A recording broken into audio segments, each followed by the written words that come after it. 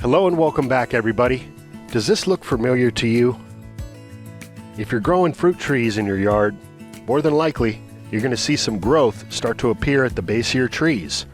These are called root suckers, and the tree I have growing here is a cherry tree that's been grafted onto a rootstock. So these sprouts that are coming up at the base of this tree are actually coming from the rootstock, not the actual parent plant which was grafted on.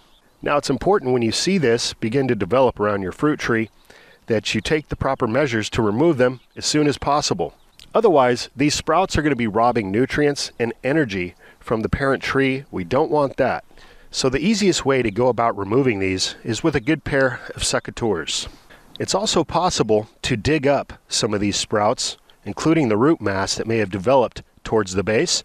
But I don't really like to disturb the root system of the tree. That's why I prefer to just clip it off just below the soil level. So I'll go ahead and dig down a little bit. And now for illustrative purposes, I will go ahead and try to pop one of these up and see if we can get it to come loose without damaging any of the main root system. And you could tell if that's the case just by the amount of resistance you're getting and the sound. You don't want to hear any breakage taking place. So I can tell this sprout here doesn't have a root system and it just pulled off. In fact, all of these are pulling off rather easy, so I don't even need my secateurs for this one. If I would have let these go longer, however, and they were more developed, I would be clipping these off.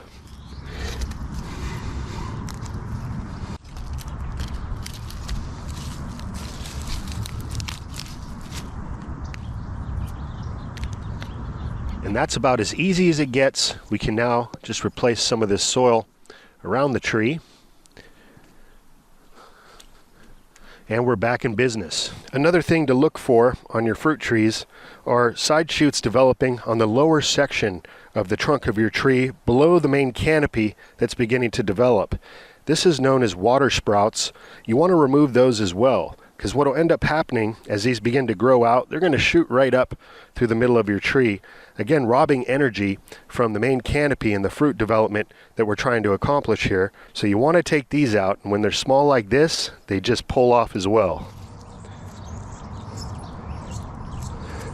I like to do a pull away motion rather than a peel back, just to make sure that we don't damage any of the bark on the tree.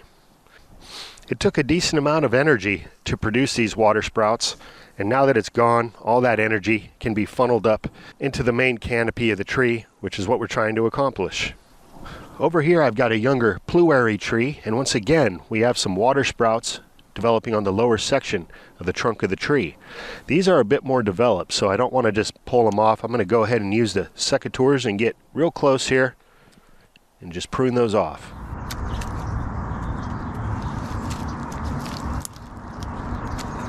So staying on top of this task is very important to make sure that you're getting the most out of your fruit tree each growing season.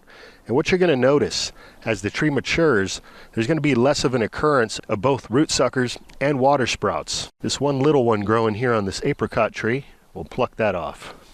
Now in the case of a fig tree, for example, like what you see here, I'm going for more of a bush style fig tree. So I'm going to just continue to let these side shoots towards the base of the tree continue to grow out. So that's my gardening tip for you today, a quick and easy way to ensure you're going to reap an abundant harvest later on this growing season and for years to come.